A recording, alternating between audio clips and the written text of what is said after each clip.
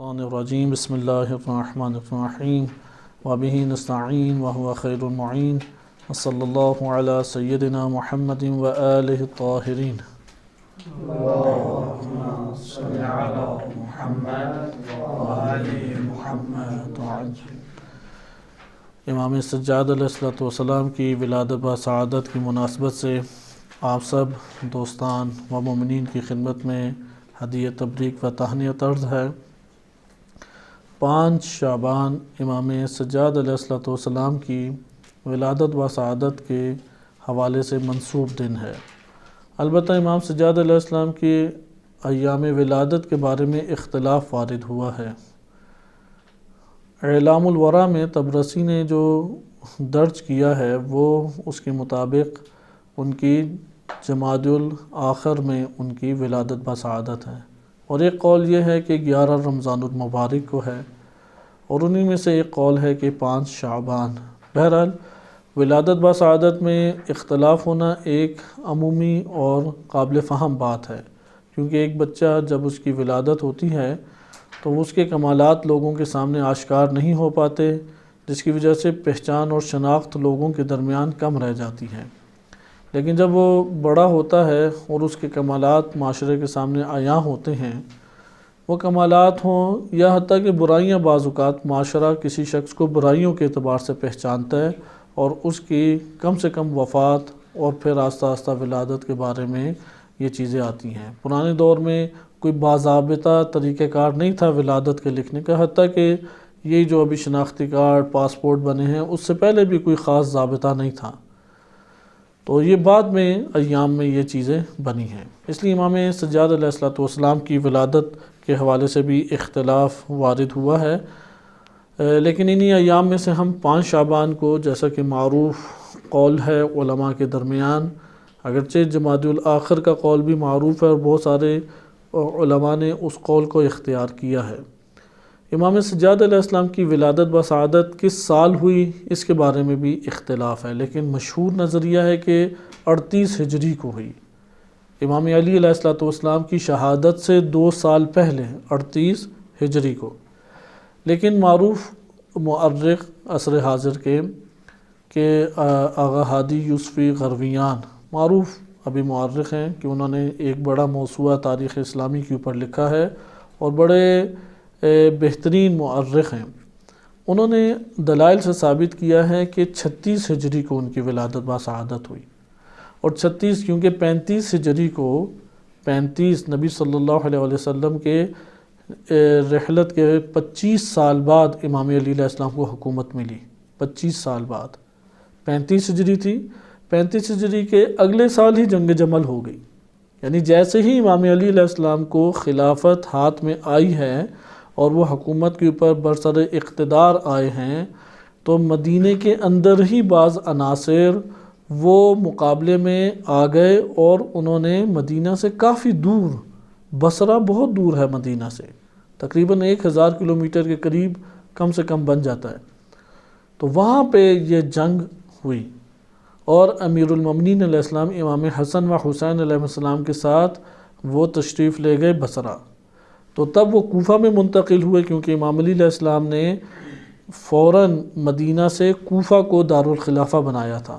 Kufa border کے قریب تھا اس دور میں، کیونکہ یہ عراق، موجودہ عراق، یہ سارا کا سارا روم کے ہاتھ میں ہوتا تھا، روم کی سلطنت کے ماتحت تھا، اسے رومیوں سے تھوڑا تھوڑا کر کے آزاد کرایا گیا، اور ترکی اس وقت گڑھ ہوتا تھا، جس طرح آج کل عیسائیت کا گڑھ ویٹیکن سٹی ہے، اسی طریقے سے اس دور میں یہ اٹلی کی بجائے یہ ترکی قسطنطنیہ جسے استنبول کہتے ہیں، یہ جگہ ہوا کرتی تھی گڑھ، اور ان کے آس پاس کیونکہ فلسطین اور عراق کی زمین انبیاء علیہ السلام کی زمین ہے، ادھر اکثر اور بیشتر انبیاء گزرے ہیں، اس لیے ان جگہوں کو مقدس سمجھا جاتا تھا، اور آج بھی قدیم ترین عیسائی اور یہودی عراق کی سرزمین کے اوپر آباد ہیں، اگرچہ اقلیت میں ہیں۔ امام علی علیہ السلام نے کوفہ کو دارالخلافہ بنا دیا، مدینہ کی بجائے کوفہ کو، اور کوفہ بارڈر کے قریب بھی تھا۔ جب امام سجاد علیہ السلام کی ولادت با سعادت کے اوقات قریب تھے، یعنی ایام قریب تھے تو جنگ جمل شروع ہو گئی۔ جنگ جمل میں امام حسین علیہ السلام تشریف لے گئے تو انہوں نے مدینہ میں بھجوا دیا امام سجاد علیہ السلام کی والدہ کو، اور وہاں پہ متولد ہوئے امام سجاد علیہ السلام۔ اور یہی وجہ کہ امام سجاد علیہ السلام کے مراسم ولادت وہ وارد نہیں ہوئے، مثلا عقیقہ کرنا ہے، بال اتارنا ہے سر سے، اس طرح کے احکام مذکور نہیں ہیں امام سجاد علیہ السلام کے، کیونکہ اس وقت نہ امام علی علیہ السلام موجود تھے، نہ امام حسن، نہ امام حسین علیہ السلام۔ لہذا جب جنگ جمل ختم ہو گئی تو پھر وہ واپس کوفہ تشریف لائے، اور جب کوفہ تشریف لائے تو تب امام حسین علیہ السلام نے ملاقات کی۔ لہذا یہ سارے کے سارے معاملات 36 ہجری کو ہوئے۔ اس جگہ پہ والدہ ماجدہ امام سجاد علیہ السلام، کیونکہ وہ کنیز تھیں، امام سجاد علیہ السلام کی والدہ وہ یزدجرد ایک ایرانی بادشاہ ہے، ساسانی بادشاہ، اس کی بیٹی تھی، شہر بانو کے نام سے معروف ہیں، شاہ زن بھی انہیں کہتے ہیں، اور مختلف نام وارد ہوئے ہیں تاریخ میں۔ اور ان کے بارے میں البتہ یہ بات معروف، 2 واقعات ہمارے پاس ہیں والدہ ماجدہ امام سجاد علیہ السلام کے بارے میں، ہمارے پاس 2 واقعات ہیں۔ یہ بات تو مسلم ہے، یزدجرد کی بیٹی تھی، وہ یزدجرد ایرانی بادشاہ ہے اور آخری بادشاہ اپنے سلسلہ کا گزرا ہے، اور جب اس کو ہرایا، اب ہرایا کس دور میں؟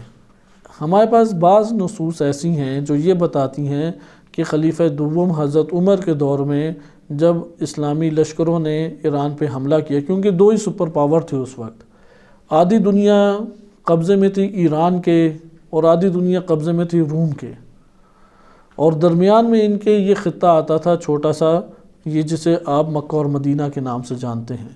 اس کے مکہ اور مدینہ کے نیچے طرف اگر نقشے میں ابھی بھی دیکھیں تو یمن ہے، یمن میں بھی ایرانی اور رومیوں کے قبضے تھے۔ انہوں نے یہ درمیانی جگہ اس لیے چھوڑی ہوئی تھی کہ جس طرح آپ نے بدو دیکھے ہوں گے، اگر آپ کوئی سفر کیا ہو تو چھوٹی چھوٹی جھونپڑیاں نظر آتی ہیں وقفے سے، 2-3 جھونپڑیاں ایک جگہ ہیں، پھر 1-2 کلومیٹر کے بعد چند جھونپڑیاں ہیں، پھر ایک چند کلومیٹر کے بعد، تو یہ لوگ اسی طرح رہا کرتے تھے۔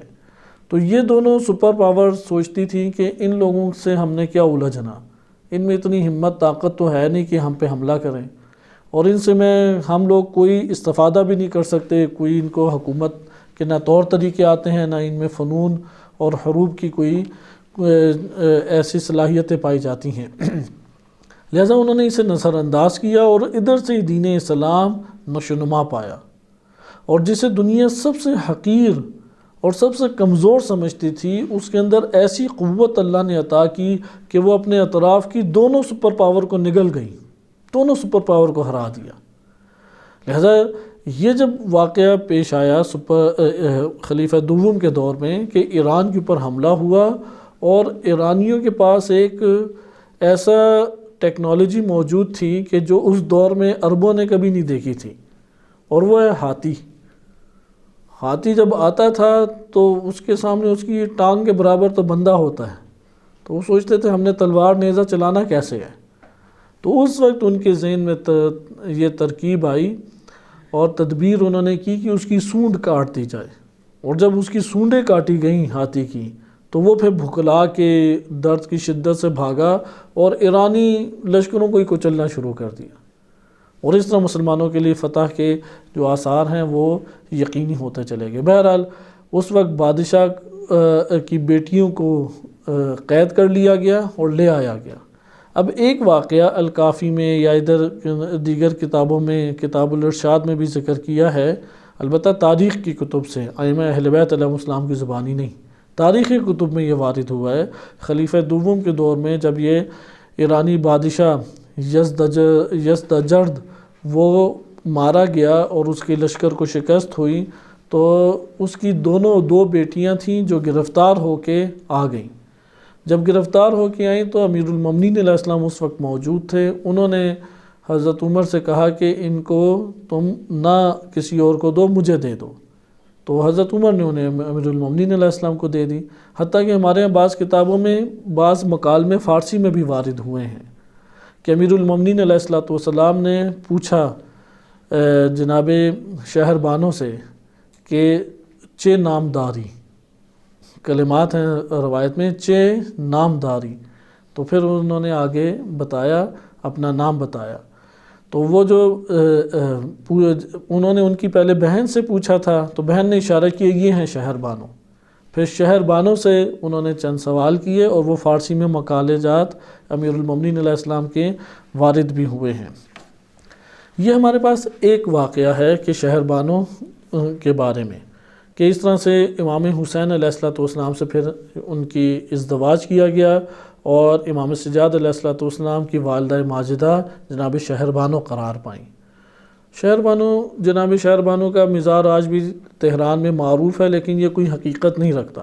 کہاں گئیں، کس جگہ پہ ان کی وفات ہوئی، کچھ پتہ نہیں ہے. لیکن ایک واقعہ عیون اخبار رضا میں ہے، اور شیخ یوسفی غرویان اسے زیادہ اہمیت دیتے ہیں. عیون اخبار رضا میں امام رضا علیہ السلام سے ایک واقعہ وارد ہوا ہے. اس کے مطابق حضرت عثمان کے خلیفہ سوم حضرت عثمان کے دور میں جنگیں باز ہوئی تھیں، اور کیونکہ جب حضرت عمر کا دور تھا تو وہ فرار کر گیا ایرانی بادشاہ فرار کیا، اور اس نے تھوڑی سی لشکر وغیرہ اکٹھے کیے، اور یزدجرد جو ہے وہ ثالث ساسانی بادشاہ تھا، سوم اسے کہتے ہیں، بادشاہ سوم یزدجرد، اس کا مقابلہ حضرت عثمان کے دور میں ہوا. اور اس وقت یہ دونوں بہنیں گرفتار ہو کے آئیں، اور جب یہ دو بہنیں گرفتار ہو کر آئیں تو تب امیر المومنین علیہ السلام نے ان کو، حضرت عثمان نے یہ دونوں امیر المومنین علیہ السلام کو دیں، اور ایک امام حسن مجتبیٰ علیہ السلام سے ایک کی شادی ہوئی، اور ایک کی شادی امام حسین علیہ السلام سے ہوئی. اور امام حسین علیہ السلام سے جن کی شادی ہوئی، ان سے پھر امام سجاد علیہ السلام کی وہ والدہ قرار پائیں. اور شیخ غرویان کہتے ہیں کہ یہ قول میری نظر میں مضبوط اور قوی ہے، کیونکہ یہ امام رضا علیہ السلام سے آیا ہے، اور بقیہ تاریخی کتب سے آئے ہیں، اور وہ ہمارے پاس مضبوط طریقے سے وارد نہیں ہوئے. بہرحال یہ ان کی اپنی ایک نگاہ ہے. یہ ان کی والدہ ماجدہ کا آپ کے سامنے ایک چھوٹا سا تعارف ہے کہ ایرانی بادشاہوں کی بیٹی تھی، اور جناب شہر بانو کئی خصوصیات کی پاکیزگی اور طہارت کے حوالے سے اور بلند منزلت کے حوالے سے معروف تھیں. اس لیے امام حسین علیہ السلام کی نسل سے جو امامت چلی، وہ جناب شہر بانو کو یہ شرف حاصل ہے کہ ان سے امام سجاد علیہ السلام کی ولادت بسعادت ہوئی. یہ تو ایک چھوٹا سا تعارف تھا. ہم امام سجاد علیہ السلام کے نسب کے حوالے سے زیادہ تفصیلات میں نہیں جاتے. بہت ایک طویل ٹاپک ہے امام سجاد علیہ السلام کا، کہ ہمارے پاس کم ائمہ ایسے ہیں کہ جن کے بارے میں تفصیلی تاریخ میں مواد شیعہ سنی کتب میں وارد ہوا ہے. کیونکہ امام سجاد علیہ السلام امام حسین علیہ السلام کے فرزند ہیں، اس لیے ان کا اہتمام کافی کیا گیا شیعہ دنیا میں. کیونکہ شیعوں میں بھی شیعہ اثنا عشری کے علاوہ دیگر جو فرقے موجود ہیں، وہ امام سجاد علیہ السلام کو حتماً امام مانتے ہیں، جیسے زیدی فرقہ ہے، اسماعیلی فرقہ ہے. اس لیے بھی امام سجاد علیہ السلام کے خصوصی اہتمام کیا جاتا ہے. دوسری وجہ یہ بنی کہ امام سجاد علیہ السلام کے دور میں حدیثوں کے لینے کا آہستہ آہستہ سلسلہ شروع ہوا، اور جو اہل سنت کے بڑے بڑے محدثین ہیں جیسے زہری، وہ امام سجاد علیہ السلام کے شاگرد بنے، اور اس طرح سے امام سجاد علیہ السلام وہ تابعی اہل سنت میں کہلائے کہ جو بڑے بڑے محدثین تابعین کے استاد تھے، جو تابعین میں محدثین گزرے ان کے استاد تھے. تو یہ وجوہات بنی امام سجاد علیہ السلام کے بارے میں کثیر ہمارے پاس مواد آیا ہے. ہم یہاں پہ آج کے دن، کیونکہ امام سجاد علیہ السلام کے کئی پہلوؤں سے گفتگو کی جا سکتی ہے، مثلا کربلا میں یہ تصور کہ امام سجاد علیہ السلام بیمار تھے، یہ انتہائی باطل تصور ہے. شہین مطہر رحمۃ اللہ علیہ، رہبر معظم یا دیگر جو مفکرین ہیں، انہوں نے اس کے اوپر کافی ایک نکتہ چینی کی اور کافی اس کی مذمت کی ہے کہ امام علیہ السلام کی طرف ایسی بعض چیزوں کو منسوب کرنا جو ان کی شان اور منزلت کے خلاف ہیں. امام سجاد علیہ السلام عاشورہ کے روز بیمار ہوئے، اور اس کے بعد ممکن ہے کہ وہ ایک دو دن کے بعد تندرست ہو گئے ہوں، کیونکہ اگر اس قدر شدید بیماری کے عالم میں کوئی اتنا طویل شام تک کا سفر طے کرے، وہ زندہ رہ سکتا ہے؟ آخر انہیں وہ اٹھا کے بستروں پہ تو نہیں لے کے گئے، قیدی بنا کے لے کے گئے. لہٰذا اس کا یہ مطلب ہے کہ ایک بیمار شخص جو اصلاً بستر سے اٹھ ہی نہیں سکتا، اب اس کو گھسیٹ کے شام تک لے کے جائیں گے تو زندگی کے امکانات کم ہو جاتے ہیں۔ اس سے ہمیں یہ پتہ لگتا ہے کہ امام سجاد علیہ السلام صحت یاب ہو گئے، یا دوران سفر ہی صحت یاب ہو گئے یا جلد صحت یاب ہو گئے۔ اور امام سجاد علیہ السلام امام حسین علیہ السلام کے سب سے زیادہ مورد نظر، سب سے زیادہ جن کو اہمیت دیتے تھے امام حسین علیہ السلام اپنے فرزندان میں یا بنی ہاشم میں، وہ امام سجاد علیہ السلام تھے۔ حتیٰ سے حضرت ابوالفضل العباس علیہ السلام، ان سے بھی زیادہ اہمیت امام سجاد علیہ السلام کو دی جاتی تھی۔ شجاعت کے اعتبار سے، سخاوت کے اعتبار سے، عبادت کے اعتبار سے، تدبیر کے اعتبار سے، جنگی تدابیر کے اعتبار سے امام سجاد علیہ السلام ان سب ہستیوں سے افضل تھے۔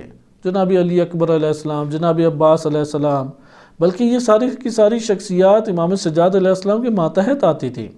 اس لیے جو لشکر حسینی وجود میں آیا اور اس نے جو سفر کیا، اس سفر میں امام حسین علیہ السلام کے بعد تمام امور وہ کن کے ماتحت قرار پاتے تھے؟ امام سجاد علیہ السلام کے۔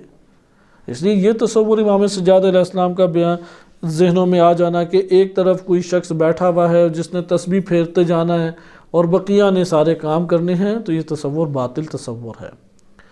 اس لیے امام سجاد علیہ السلام، بلکہ بعض کتب میں، قدیمی کتابوں میں یہ آیا ہے، اہل اسلام کی تاریخی جو کتب ہیں، کہ امام سجاد علیہ السلام جب 7 ہجری کو، 7 محرم الحرام کو جب پانی بند کیا گیا یا گھیراؤ کیا گیا، پانی بند کرنے کے طرف نہ بھی گھیراؤ جب کیا گیا، تو تب پہلے جو ابتدائی حملے اور جھڑپیں ہوئی تھیں، وہ امام سجاد علیہ السلام تلوار لے کے باقاعدہ انہوں نے جنگ کی تھی۔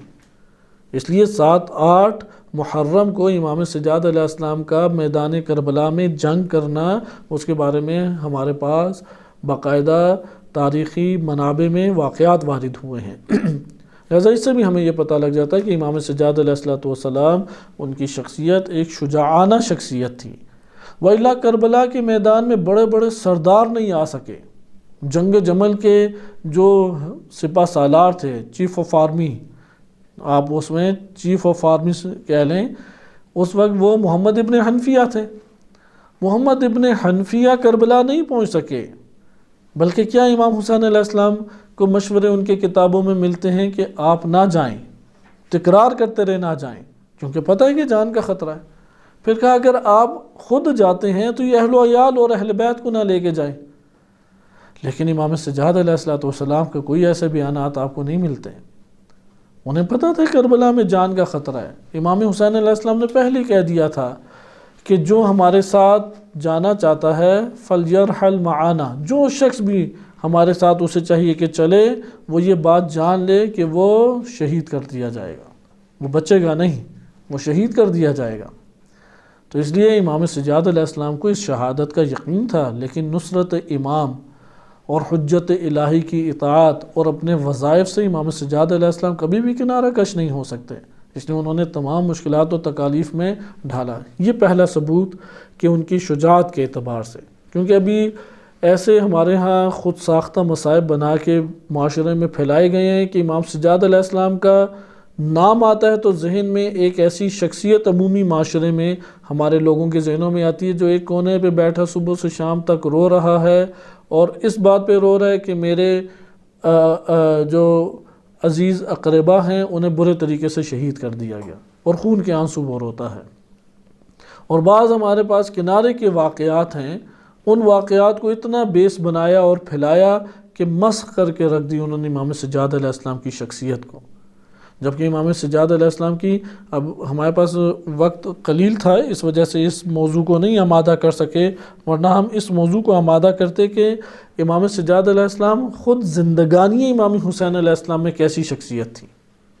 امام حسین علیہ السلام کی بات تو واضح ہوتا ہے، امام حسین علیہ السلام کی زندگی میں انہوں نے کون کون سے کارنامے انجام دیا یا کیا ان کی مسئولیت امام حسین علیہ السلام نے قرار دی۔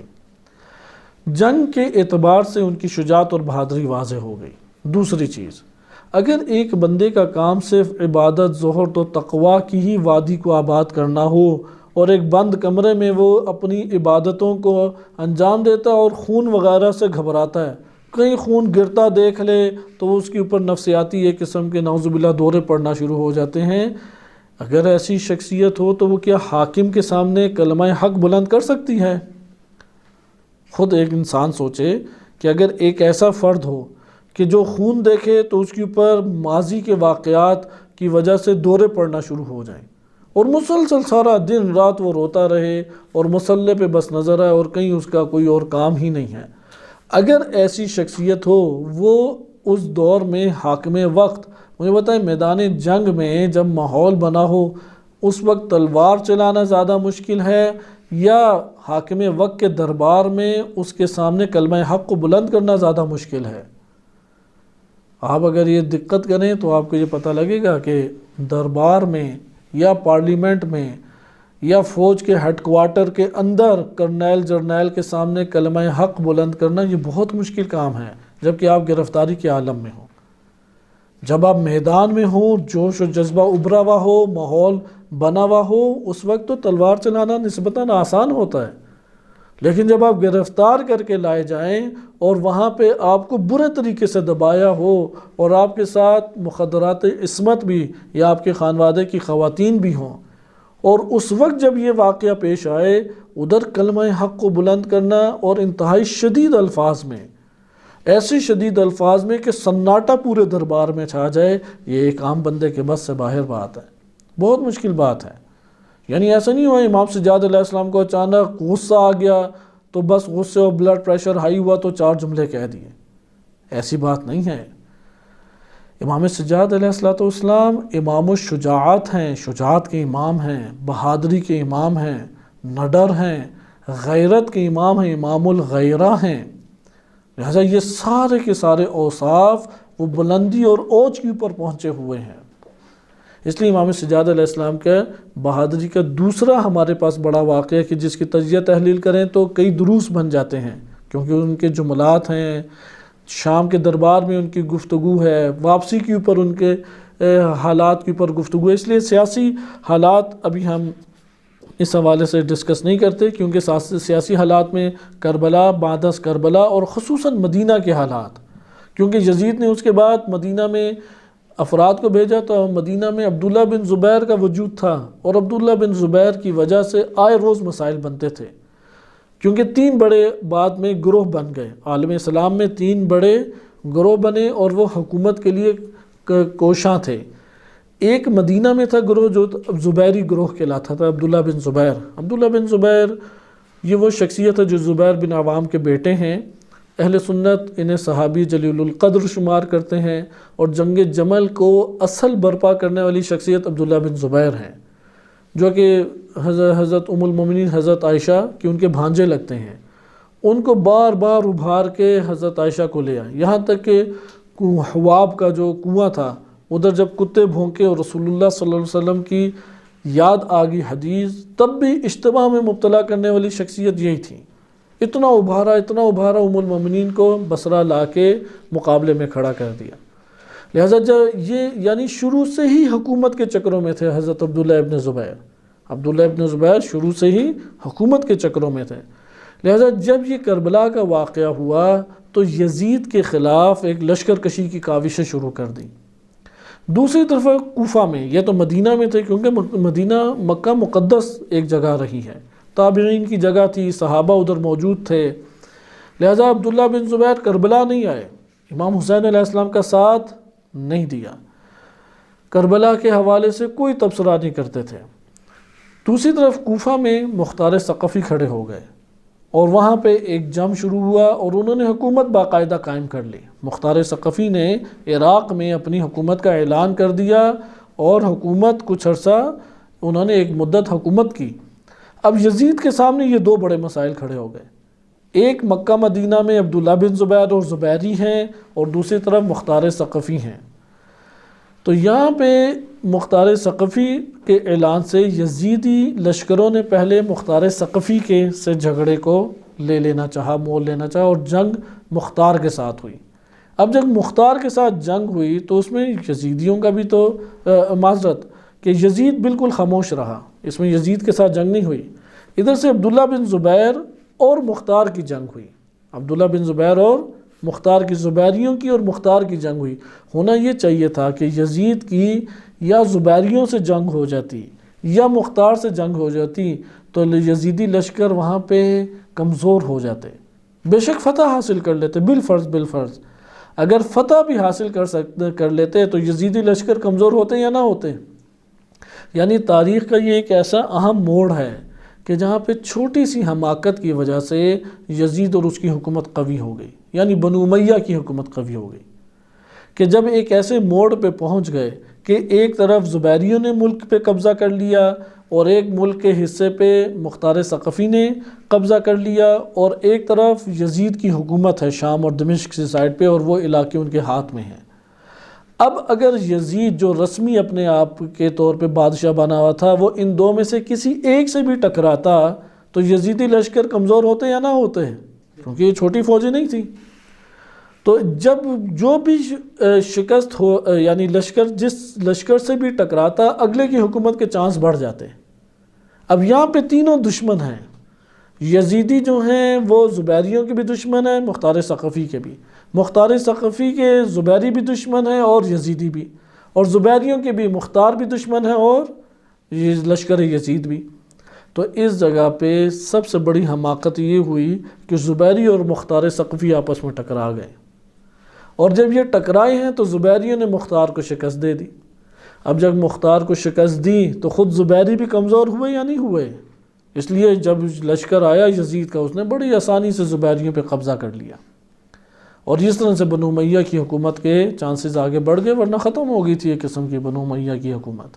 یعنی اگر ان کی لڑائی آپس میں ہو جاتی، زبیری اور یزیدیوں کی لڑائی ہو جاتی، اور یہ وجہ ہے کہ جو بعض حوزہ علمیہ کے تاریخ کے بڑے بڑے استاد ہیں، جن میں سے ایک معروف نام استاد مہدی طائب ہیں کہ بزرگ استاد ہیں ایرانی، جو ایران عراق کے درمیان 8 سالہ جنگ ہوئی ہے اس میں وہ باقاعدہ کمانڈر بھی رہے ہیں، درس خارج بھی ادھر دیتے ہیں، تو وہ ایک ان کا تخصصی مضمون ہے جس کو وہ کہتے ہیں تاریخ تطبیقی۔ اس میں وہ تاکیدی طور پہ یہ بات بیان کرتے ہیں کہ مختار نے جلد بازی میں حکومت کا اعلان کر کے در حقیقت امام سجاد علیہ السلام کے لشکر کو کمزور کر دیا۔ اگر وہ خاموش رہتا اور سر نہ اٹھاتا اور ادھر سے زبیری اور یزیدی لشکروں کا آپس میں لڑائی ہو جاتی اور جنگ ہو جاتی، اور اس کے بعد جو بھی بچتا اس کے ساتھ امام سجاد علیہ السلام کے لشکر ٹکرا جاتے، تو امامت کے ایک بڑے موقع پہ دوبارہ چانس بن جاتے حکومت میں آنے کے۔ لیکن جو امام سجاد علیہ السلام کے لشکر تھے اور شیعہ عناصر تھے وہ عناصر انہی علاقوں میں تھے جہاں سے مختار نے استفادہ کر لیا، لہذا مختار نے امام حسین علیہ السلام کے انتقام کا نعرہ لگایا، اور قبل اس کے کہ امام سجاد علیہ السلام ان لشکروں کو منظم کر کے خود ان کی قیادت کرتے ہوئے میدان جنگ میں تشریف لاتے، اس سے پہلے ان عناصر سے استفادہ مختار نے کیا، اور اس طرح سے جنگ وہ جو زبیری اور یزیدیوں میں ہونی تھی، یزیدی اور مختار ثقفی کی جنگ ہو گئی۔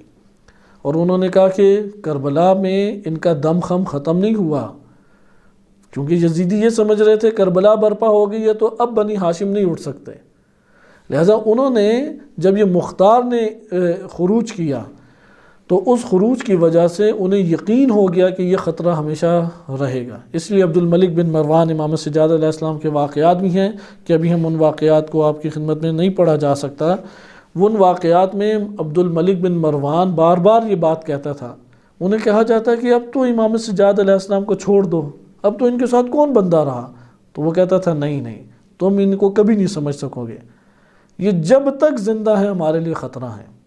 اس لیے یہ سلیمان بن سرد خزائی اور مختار ثقفی ان کے قیام کے بعد ایسا بادشاہوں کے عموی بادشاہوں کے ذہنوں میں یہ رقم ہو گیا کہ یہ تنہا بھی ہوں تو یہ خطرہ ہیں ہمارے لیے، اس لیے آئے روز انہیں گرفتار کرتے، زندانوں میں ڈالتے۔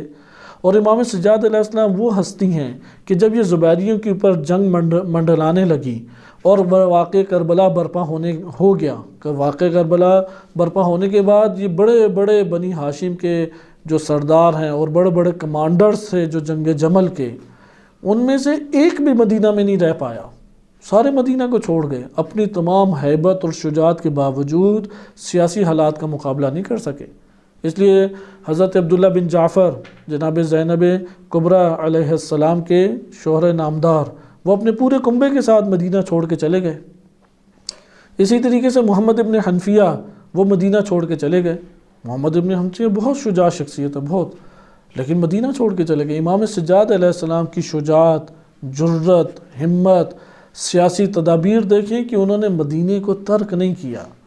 جتنی مشکلات آتی ہیں انہوں نے سہی، یہاں تک کہ مدینہ کے اوپر آزادانہ لشکرکشی کی انہوں نے دھمکی دے دی اور فوج سرحانے پہنچ گئی اور اعلان کیا کہ اس شہر سے جو جو جا سکتا ہے اتنے دنوں میں چلا جائے، اس کے بعد لشکرکشی ہو جائے گی. اب سب کو پتہ تھا یزیدی لشکرکشی ہوگی. اور ابھی مثلا آپ کو پتہ لگ جائے قم میں امریکہ نے کہا جو جانا چاہتا ہے جا لے، ابھی ہم بم برسانے لگے ہیں، آپ کے پاس ابھی موقع ہے. تو آپ دیکھیں گے کتنے افراد چلے جائیں گے. امام سجاد علیہ السلام مدینہ ترک کر کے اس وقت بھی نہیں گئے، اگرچہ کچھ مدت کے لیے واقعات مختلف ہیں کہ مدینہ سے کچھ دور وہ چند دنوں کے لیے منتقل ہوئے یا مدینہ میں تھے. مختلف ہمارے پاس اس کے بارے میں تجزیہ تحلیل کے حوالے سے اعداد و شمار ہیں، لیکن خلاصہ کلام کہ امام سجاد علیہ السلام نے مدینہ کو ترک نہیں کیا اور سیاسی تدابیر مسلسل جاری رکھی. اس لیے امام سجاد علیہ السلام کا شمار ان ائمہ علیہ السلام میں ہوتا ہے جن کی سیاسی تدابیر، شجاعانہ اقدامات وہ بہت روشن اور آشکار ہیں. صرف افسوس کی بات یہ ہے کہ ہمارے ہاں اہل منبر نے ان کی ایسی مسخ شدہ شخصیت کو پیش کیا ہے کہ آج شجاعت آئے تو امام سجاد علیہ السلام کا تذکرہ ذہنوں میں نہیں آتا. اس لیے یہ ان کی شخصیت کو مسخ کرنے کے مترادف ہے. حقیقت میں امام الشجاعت تھے، سیاسی تدابیر کے حوالے سے انتہائی دقیق اور عمیق تھے، اور کلمہ حق کو بلند کرنے میں ایک لحظے کے لیے بھی لرزہ طاری نہیں ہوتا تھا، ایک لحظے کے لیے بھی گھبراہٹ طاری نہیں ہوتی تھی. ہم نے آج کے درس کے لیے جس موضوع کو انتخاب کیا تھا وہ ایک عملی موضوع تھا، کیونکہ سیاسی تجزیہ تحلیل اس مختصر وقت میں نہیں ہو سکتے، اور اس کے اوپر کتابیں بھی زیادہ لکھی گئی ہیں. امام سجاد علیہ السلام کے سیاسی حالات اس کو یہاں پہ ابھی بیان نہیں کیا جا سکتا تھا، اس لیے صرف اشارہ کیا. لیکن ہم امام سجاد علیہ السلام کی عملی زندگی کے چند سیرت کے نمونے سیکھ لیں جو ہماری زندگی پہ اثر انداز ہوں. یہ یاد رکھیں بکلیات ہر درس میں ائمہ علیہ السلام کی سیاسی زندگی ہی ہمارا ٹاپک ہے، تو ہم ہر درس میں کوئی نہ کوئی سیاسی ایک کلی قاعدہ آپ کی خدمت میں بیان کرتے ہیں. لہذا انہی کلی قواعد کی وجہ سے ائمہ اہل بیت علیہ السلام کی زندگانیوں کا تجزیہ تحلیل ہو سکتا ہے. حتیٰ کہ ائمہ علیہ السلام کی جو عبادات ہیں، ان کی معنوی زندگی ہیں، وہ ان کی سیاسی الہی زندگی سے جدا نہیں ہیں.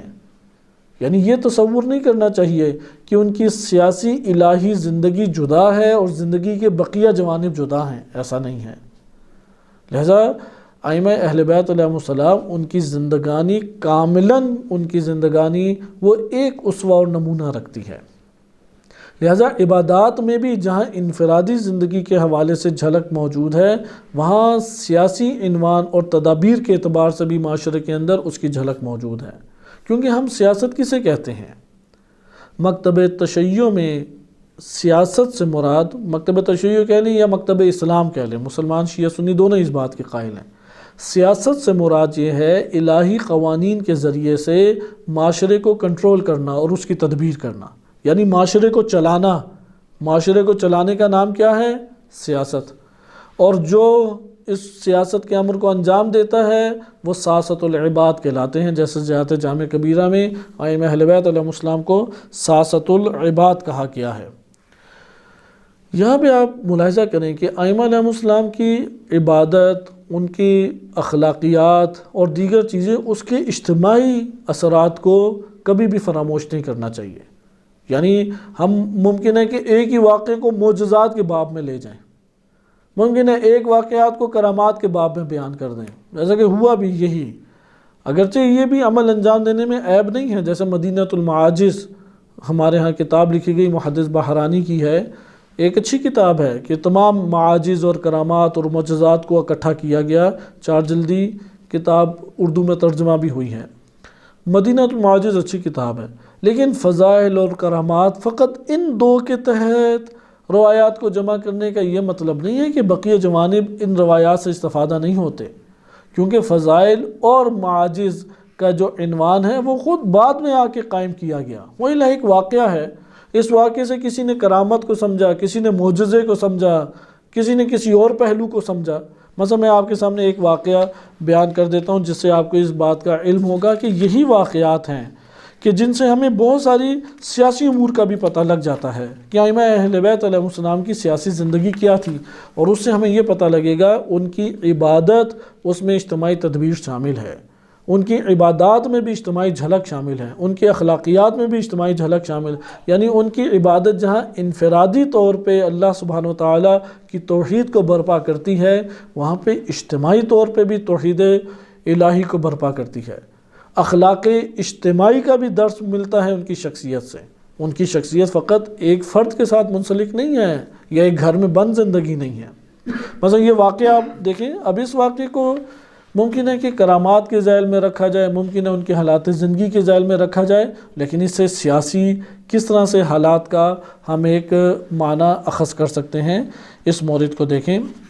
یہ روایت ہمارے پاس نقل کی گئی ہے، کتاب الارشاد میں شیخ مفید نے نقل کی ہے۔ کتاب الارشاد تذکرۃ الاطہار کے نام سے اردو میں ترجمہ ہے، اس لیے جو عربی فارسی نہیں پڑھ سکتے وہ اردو میں اس کتاب کو خود مطالعہ کر سکتے ہیں۔ پہلی کتاب ہے مکتب تشیع میں، جو اول سے آخر تک ائمہ اہل بیت علیہ السلام کی تاریخ اور سیرت کے اوپر لکھی گئی ہے۔ اس سے پہلے کوئی اور قدیمی کتاب اس طرح سے اس موضوع پہ نہیں ہے۔ کتاب الارشاد تذکرۃ الاطہار کے عنوان سے اس کا اردو میں ترجمہ بھی ہو چکا ہے۔ اس میں ابو حمزہ صومالی بیان کرتے ہیں امام سجاد علیہ السلام کے بارے میں کہ امام سجاد علیہ السلام فرماتے ہیں، خود فرماتے ہیں، خرجت حتی انتہیت الی ھذا الحائط، کہ میں گھر سے نکلا اس دیوار تک پہنچا، ایک دیوار کی طرف اشارہ کیا، فاتکأت علیہ، میں نے اس دیوار کے اوپر ٹیک لگا لی۔ یہ توجہ سے سنیں اس واقعہ تاکہ ہمیں یہ پتہ لگے کہ ایک ہی واقعہ ہے، کرامات اخذ کرنے والوں نے اسے معجزات اور کرامات کے باب میں ڈال دیا، ثواب ذکر کرنے والوں نے ثواب اعمال کے ثواب کے باب میں رکھ دیا، کسی اور نے کسی اور پہلو اس لیے اس میں رکھ دیا۔ ہمارے ہاں اجتماعی، سیاسی، اخلاقی عناوین سے کام کم ہوا ہے۔ کام نہ ہونا اس بات کی دلیل نہیں ہے کہ ان کی کوئی اجتماعی اور سیاسی زندگی نہیں تھی۔ انہی روایات سے سیاسی زندگی کے بہت سارے معنی استنباط کیے جا سکتے ہیں۔ اس لیے یہ واقعہ دیکھیں، امام سجاد علیہ السلام فرماتے ہیں میں گھر سے نکلا، ایک دیوار تھی اس کے ساتھ ٹیک لگا لیا، فَإِذَا رَجُلٌ عَلَيْهِ ثَوْبَانِ أَبْيَضَانِ، ایک شخص سامنے آیا، اس نے 2 سفید کپڑے پہنے ہوئے تھے، يَنظُرُ فِي تُجَاهِ وَجْهِ، مسلسل میری آنکھوں میرے چہرے کے اوپر وہ دیکھ رہا تھا۔ ثُمَّ قَالَ يَا عَلِي بْنَ الْحُسَيْنِ، پھر چہرے کو دیکھ کے کہا اے علی ابن حسین، مَا لِي أَرَاكَ كَئِيبًا حَزِينًا، آخر کیوں آپ اتنے حزین اور غمزدہ بیٹھے ہیں؟ اعلی الدنیا حزن کا، کیا دنیا کی وجہ سے کوئی دنیا میں غم لاحق ہو گیا کہ آپ حزن و غم میں بیٹھے ہیں؟ تو پھر غم نہ اٹھائیں، کیوں؟ اس لیے کہ فرزق اللہ حاضر للبر والفاجر، دنیا کا غم لے کے کیا کرنا ہے؟ اللہ کا رزق تو نیک کے لیے بھی ہے اور فاجر فاسق کے لیے بھی ہے۔ اللہ نے تو فاسق فاجر گناہگار کے لیے بھی کھلا رزق رکھا ہے، اس لیے کیوں دنیا کے بارے میں پریشان ہوتے ہو؟ یعنی امام سجاد علیہ السلام دیوار سے ٹیک لگائے ہوئے تھے تو حزین اور غمگین چہرہ تھا ان کا۔ تو آنے والا 2 سفید کپڑے پہنے ہوئے تھے، اس نے اوڑے ہوئے تھے، چہرے کو دیکھ کے کہا کہ کیوں حزین ہے؟ اگر دنیا کی وجہ سے حزین ہو تو اللہ رزق دینے والا ہے، صحیح ہے، وہ تو نیک کو بھی دیتا ہے اور فاسق فاجر کو بھی، جیسے آپ دعائے رجب میں کیا پڑھ چکے ہیں، وَرِزْقُكَ مَبْسُوطٌ لِمَنْ عَصَاكَ، کہ جو معصیت کار ہے اس کے لیے بھی تیرا رزق کھلا ہے، میرے لیے کیسے بند ہو سکتا ہے؟ آگے دیکھیں، قال قلت ما على هذا احزن، میں اس بنا پہ امام علیہ السلام نے کہا میں اس لیے نہیں حزین، مجھے دنیا کے بارے میں کیوں غم اور حزن ہونا ہے۔ وَإِنَّهُ لَكُمَا تَقُولُ، اس کے بعد پھر وہ کہنے لگا إِنَّهُ لَكُمَا تَقُولُ، جیسا کہ تم کہتے ہو، قال فعلى الآخرة، تو پھر کہنے والے نے کہا، جو شخص تھا، کہ آخرت کے بارے میں اگر تم حزین ہو فَهُوَ وَعْدٌ صَادِقٌ، تو اللہ وعدہ اللہ کا سچا ہے، اس نے جو کہا ہے وہ کر کے دے گا۔ يَحْكُمُ فِيهِ مَلِكٌ قَاهِرٌ، اس ملک قاہر کا فیصلہ چل کے ہی رہے گا۔ تم نیک ہو تو پھر کیوں گھبراتے ہو آخرت کے بارے میں؟ تم نیک ہو، پاکیزہ ہو تو آخرت کا تمہیں کیوں ڈر؟ قال قلت ولا على هذا احزن، امام سجاد علیہ السلام نے فرمایا حزین ہوں، غمگین ہوں، لیکن آخرت کا بھی ایسا ڈر نہیں ہے مجھے۔ فَإِنَّهُ لَكُمَا تَقُولُ، جیسا تم کہہ رہے ہو ایسا نہیں ہے۔ قال فعلی ما حزنک، اب وہ بندہ پریشان، پھر آپ کیوں حزین اور غمگین ہیں؟ تو امام نے فرمایا قلت اتخوف من فتنۃ ابن زبیر، میں عبداللہ ابن زبیر کے فتنے کی وجہ سے وہ حزین اور غمگین بیٹھا ہوں۔ اب بتائیں عبداللہ ابن زبیر کا جو فتنہ ہے یہ ایک سیاسی امر ہے یا نہیں؟ اب انہوں نے اس باب کو کسی نے توکل کے باب میں ڈالا، کسی نے کرامات کے باب میں ڈالا، کسی نے کسی اور باب میں ڈالا۔ امام کیا فرماتے ہیں؟ اتخوف من فتنۃ ابن زبیر، عبداللہ ابن زبیر کا جو فتنہ ادھر آ رہا ہے، جو مدینہ اور مکہ کو پامال کر کے رکھ دے گا، میں اس سے خوف زدہ ہوں، اس کے بارے میں سوچ رہا ہوں۔ یعنی اپنے دور کے سیاسی مسائل اور فتنے جو اجتماعی اور سیاسی حوالے سے آتے تھے، ائمہ اہل بیت علیہم السلام اس سے لاپرواہ نہیں رہتے تھے، اس سے کاملاً آگاہ رہتے تھے۔ اس کے بعد پھر آگے واقعہ کہ اس نے کہا فضحک، وہ شخص ہنسا اور اس نے کہا کہ علی ابن حسین، کیا تم نے کسی ایک ایسے شخص کو دیکھا ہے جس نے اللہ پہ توکل نہ کیا اور وہ کافی نہ ہوا ہو؟ تو امام نے فرمایا ایسا میں نے کوئی شخص اپنی زندگی میں نہیں دیکھا، جو اللہ سے خوفزدہ ہوا اللہ نے اسے نجات دی ہے۔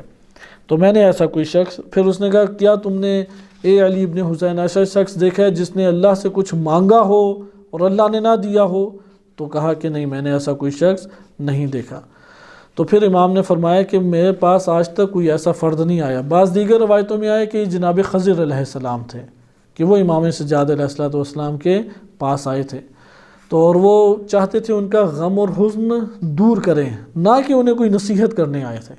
وہ غم و حزن میں ان کے مونس ہیں، ان کے دوست اور حبیب ہیں، تو وہ اپنی باتوں سے اسے دور کرنے آئے تھے۔ اب آپ نے یہ واقعہ دیکھا کہ یہ واقعہ کس باب میں رکھ دیا، کرامات یا بعض اخلاقی مسائل میں، لیکن یہاں پہ سیاسی استنباط ہو سکتا ہے۔ اس لیے ہم جو اب باب اس میں تھوڑا سا ہی مطالعہ اس کا کریں گے اور اس کے بعد یہ زحمتیں آپ کی ختم کرتے ہیں کہ ائمہ علیہ السلام کی عبادات کے اجتماعی پہلو کو نظر انداز نہیں کرنا چاہیے، ائمہ اہل بیت علیہ السلام کے سیرت اور اخلاقی پہلو کو نظر انداز نہیں کرنا چاہیے۔ اس موضوع پہ ہمیں کتابیں نہیں ملیں گی، کیونکہ کتابیں بہت قلیل لکھی گئی اس موضوع پہ اور ان میں کلیات درج ہیں، لہذا خود غور و فکر کر کے ہمیں یہ پہلو اٹھانے پڑیں گے کہ کیا اس کے نتائج ہیں، عبادات کے اجتماعی نتائج کیا ہیں، ان کے اخلاقی اجتماعی نتائج، اخلاقیات کے کیا معاشرے کے اوپر اثرات مرتب ہو رہے ہیں، سیاسی موقف ان کا کیا تھا۔ اتخوف من فتنۃ ابن زبیر، اس سے پتہ لگ جاتا ہے ابن زبیر کے امام سجاد علیہ السلام حامی تھے یا اسے فتنہ قرار دے رہے ہیں۔ انہوں نے فتنہ قرار دیا، سیاسی موقف پتہ لگ جاتا ہے۔ پھر اس میں اس بات کے حامی تھے کہ مدینہ سے جنگ کی جائے، کیونکہ اس نے مدینہ اور مکہ کو آڑ بنایا تھا ابن زبیر نے۔ جب وہ آڑ بنایا تو یقیناً جب دشمن آ کے پامال کرے گا تو وہ ہر چیز مقدس مقامات پامال ہوں گے۔ امام حسین علیہ السلام کے بارے میں ملتا ہے وہ مکہ کی سرزمین چھوڑ کے چلے گئے، کیونکہ جب مکہ حج کرنے گئے تو کرائے کے قاتل بھیج دیے تھے یزید نے، تو وہ وہاں پہ انہیں شہید کرنے کے چکروں میں تھے کہ اس ہجوم میں امام حسین علیہ السلام کو شہید کر دیا جائے۔ تو امام نے فرمایا یہ میں مقدس سرزمین اپنے خون سے رنگین نہیں ہونے دوں گا۔ لہذا ہمیں ان تمام چیزوں سے یہ پتہ لگا کہ ان کے عبادات کے اجتماعی آثار ہیں، ان کے اخلاقی نکات اور سیرت کے اجتماعی آثار ہیں، ان اجتماعی پہلوؤں کو فراموش نہیں کرنا چاہیے۔ اس جگہ پہ صرف ایک نقطہ آپ کی خدمت میں ذکر کروں اور پھر یہ ایک دو واقعات پڑھ کے اس بات کو ختم کرتے ہیں۔ امام سجاد علیہ السلام کے دور میں انحراف و بہرہ روی بہت پھیل گئی تھی۔ جو عبادت کرنے والے لوگ ہیں وہ عبادت کرتے تھے اور جو منحرف ہیں وہ منحرف لوگ پھیلتے ہی چلے جا رہے تھے۔ لہٰذا عبادات اس میں اور اخلاقی تربیت اس میں بہت ضروری تھی۔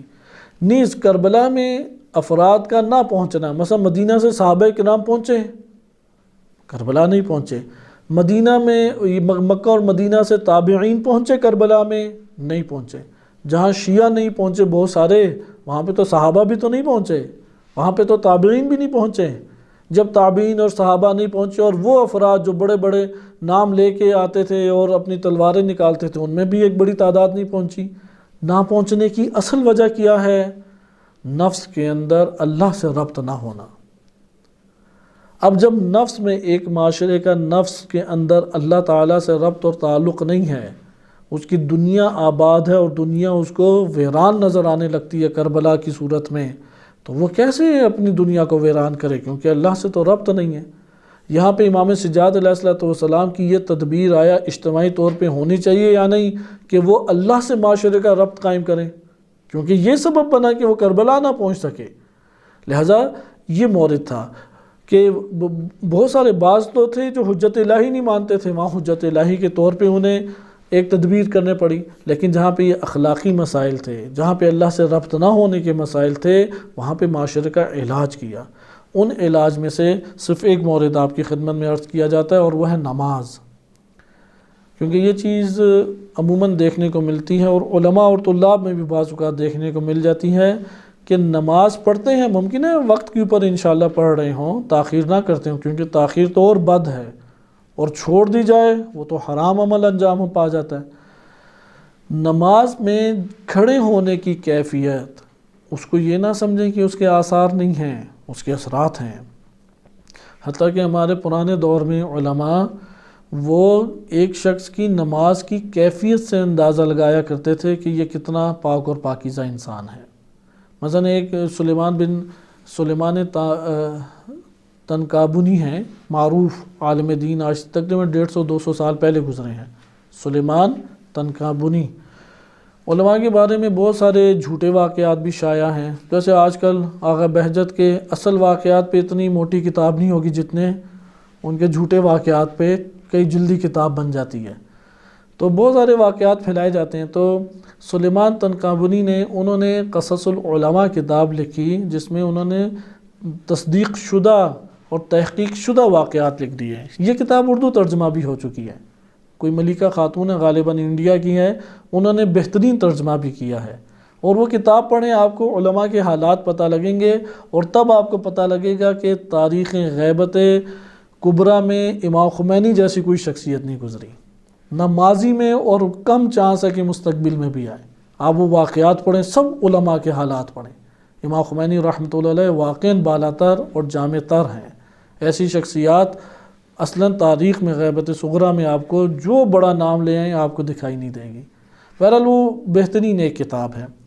اس کتاب میں انہوں نے خود واقعات بعض کے لکھے ہیں کہ علماء آپ سوچ رہے ہیں کہ کس کی ہم تقلید کریں، بڑے بڑے نام ہیں، ابھی میں جان کے نام نہیں لیتا کہ سوال اس میں پیدا ہو جاتے ہیں۔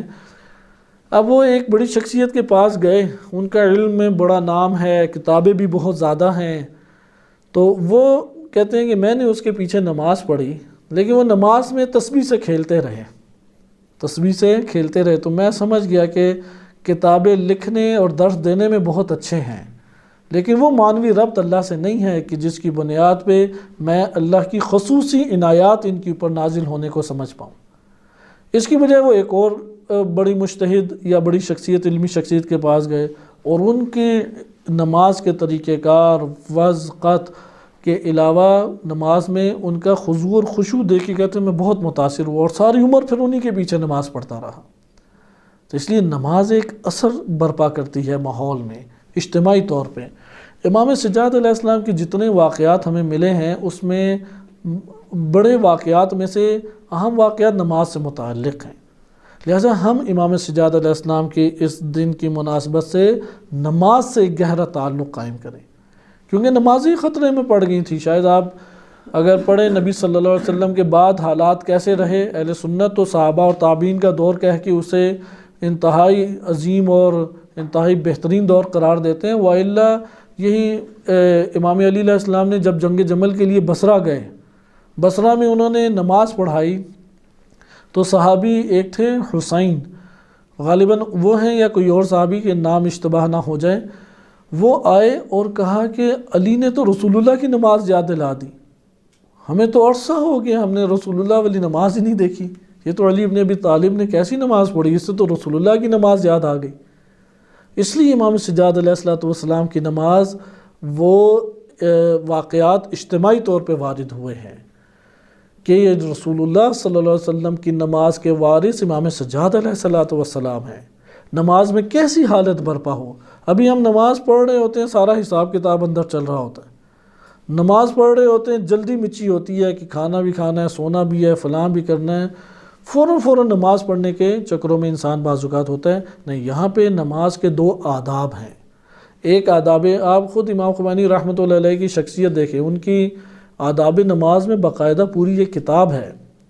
ایک ظاہری آداب ہیں، اب اس کے اوپر انشاءاللہ فضیل بن یسار نے حماد بن عیسیٰ کی صحیح سند روایت ہے. حماد بن عیسیٰ وہ 60 سال کے تھے. 60 سال کی عمر تھی تو امام صادق علیہ السلام کے پاس آئے. امام صادق علیہ السلام، کیونکہ امام باقر علیہ السلام کے صحابی بھی رہ چکے ہیں، امام صادق علیہ السلام کے صحابی بھی نے، اور نماز کی اکثر بیشتر روایتیں حماد بن عیسیٰ سے آئی ہیں. امام صادق علیہ السلام نے کہا میرے سامنے نماز پڑھو. تو وہ کہنے لگے، اب تھے بھی بزرگ، سفید ریش ہوئے ہوئے. کہا یا امام میں تو آپ کے والد کا بھی شاگرد رہا ہوں. امام نے کہا نہیں، تم نماز 2 رکعت پڑھ کے دکھاؤ. کہا کہ یا امام آپ کے جو صحابی حریز سجستانی ہیں، انہوں نے کتاب الصلاۃ، جو آپ کے دروس سے کتاب لکھی ہے الصلاۃ، وہ پوری مجھے یاد ہے، وہ میں نے پڑھی ہے پوری کتاب. کہا کہ نہیں، اتنا کافی نہیں ہے، پڑھ کے دکھاؤ نماز. اب انہوں نے نماز پڑھی تو 2 رکعت نماز پڑھی. پھر امام نے فرمایا کہ ایک شخص کے لیے کس قدر بری یہ بات ہے اور کس قدر بدترین یہ ہے ایک شخص کے لیے کہ اس کی ایک طویل عمر گزر گئی ہو اور اس نے تمام شرائط کے ساتھ ایک بھی نماز نہ پڑھی ہو. تو حماد کہتے ہیں کہ میری تو شرمندگی سے آنکھیں زمین میں گڑ کے رہ گئی. پھر امام صادق علیہ السلام نے 2 رکعت نماز پڑھی. اب کیونکہ یہ واقعہ پیش آ چکا تھا تو اس نے بھی، حماد نے بھی ایک حرکت امام کی نوٹ کی، ایک حرکت، پاؤں کی انگلیاں کہاں تھیں، سر کہاں تھا، نگاہیں کہاں تھیں، گردن کیسی تھی، کندھے کیسے تھے، پڑھا کیا.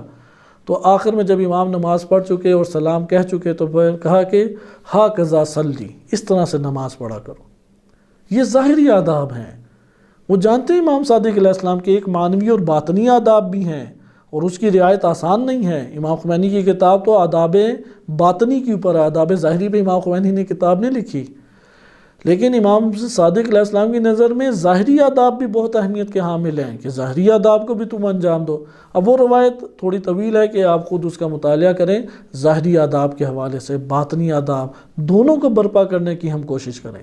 اگر کم سے کم معنوی نہیں کر سکتے، کم سے کم ظاہری آداب کی تو رعایت کریں آپ، وہ پڑھ کے، تاکہ ہم بھی گویا کہ ہمیں امام صادق علیہ السلام نے کہا ہے کہ تیری عمر گزر چکی ہے اور تو نے تمام شرائط کے ساتھ ایک مرتبہ بھی نماز ادا زندگی میں نہیں کی. میں آپ کے سامنے تیزی سے یہ 2-3 واقعات مختصر سے ہیں، یہ پڑھ دیتا ہوں اور اس کے اوپر اختتام کرتے ہیں. یہ واقعات علل الشرائع میں واقع ہوئے ہیں. امام صادق علیہ السلام فرماتے ہیں انی رأیت علی ابن الحسین، میں نے امام سجاد علیہ السلام کو دیکھا. ابان بن تغلب نے نقل کی امام صادق علیہ السلام سے. ابان بن تغلب نے کہا کہ جب وہ نماز کے لیے کھڑے ہوتے تھے، غشیہ لونہ لون آخر، ان کے اس رنگ کے اوپر ایک اور رنگ آ جاتا تھا. ابان آئے امام صادق علیہ السلام کے پاس اور بیان کرنے لگے تو امام نے کہا واللہ ان علی بن الحسین کان یعرف الذی یقوم بین یدی، وہ جن کے سامنے کھڑے ہوتے ہیں امام سجاد علیہ السلام اس ذات کو جانتے ہیں کہ وہ کون ہے، اس لیے ان کے اوپر یہ مثلا ابھی ہم اب عام عظمت کی بات ہے، عظمت الہی سے یہ ان کے اوپر رنگ طاری ہوتا تھا. مثلا ہم رہبر معظم کی عظمت کے قائل ہیں، ہم ان کے پاس اگر آئیں کھڑے ہوں تو ہم پہ ایک کیفیت طاری ہوگی یا نہیں؟ اللہ سبحانہ و تعالیٰ کی عظمت تو تمام عظمتوں سے بالاتر ہے، اس لیے امام سجاد علیہ السلام اس عظمت کو جانتے تھے. اسی طریقے سے ایک اور واقعہ ابو حمزہ صومالی نے نقل کیا کہ میں نے امام سجاد علیہ السلام کو دیکھا، وہ نماز پڑھ رہے ہیں، ان کی ردا گر گئی، چادر اوپر سے گر گئی ایک کندھے سے. وَلَمْ يُصَوِّهْ، انہوں نے اسے درست نہیں کیا. حَتَّى فَرَغَ مِنْ صَلَاتِهِ، یہاں تک کہ نماز سے فارغ ہو گئے. تو میں نے ان سے پوچھا اس بارے میں کیوں چادر آپ نے ٹھیک نہیں کی؟ تو کہا کہ وَيْحَكَ تَدْرِي بَيْنَ يَدَيْ مَنْ كُنْتُ، کہ تمہیں پتہ ہے کہ میں کس کے سامنے کھڑا تھا؟ ان العبد لا يقبل من صلاته الا ما اقبل عليه منها بقلبه، کہ بندے کی نماز کبھی بھی قبول نہیں ہوتی سوائے اس حصے کے جو وہ اپنے قلب کی پوری توجہ کے ساتھ اللہ کی طرف آئے. جو قلب کے ساتھ آپ نے نماز پڑھی ہے وہ نماز قبول ہوتی ہے. اسی طریقے سے امام کے بارے میں اور ہیں کہ امام علیہ الصلوۃ والسلام رات کے وقت کبھی ان کی نماز قضا نہیں ہوئی، یا یہ کہ اذا قام فی الصلاۃ، جب نماز میں کھڑے ہوتے کأنہ ساق شجرۃ، جیسے ایک درخت نہیں اپنی جڑوں پہ کھڑا ہوتا، سیدھا بالکل اس طرح سے امام کھڑے ہوتے. لا یتحرک منہ شیء، ایک بھی شے امام کے عضو کی حرکت نہیں کرتی تھی.